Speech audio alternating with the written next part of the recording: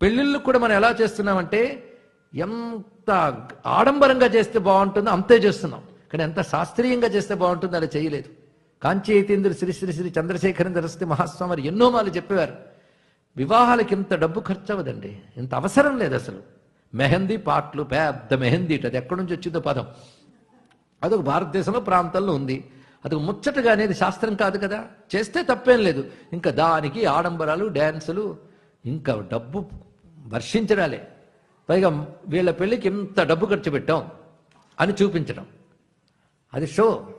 ఆఖరికి ఇంకా పెళ్లి జరిగేటప్పుడు చూడాలి తంతు, అనవసరపు తంతులు ఎక్కువ. 6 తలంబ్రాలు పోసుకునేటప్పుడు కూడాను ఏదో బియ్యం పోసుకోవడం లేదు, ఆ బియ్యంతో పాటు జీలు గుండలు, కలర్ కాగితాలు, నెత్తి మీద చెత్త పోసుకుంటున్నారు అనమాట. ఇక్కడ మరి అలాంటి పెళ్ళిళ్ళు ఎలా ఉంటాయండి ఇక్కడ. పైగా అక్కడ అసలు పెద్ద పురోహితులు ఎవరంటే వీడియోగ్రాఫర్.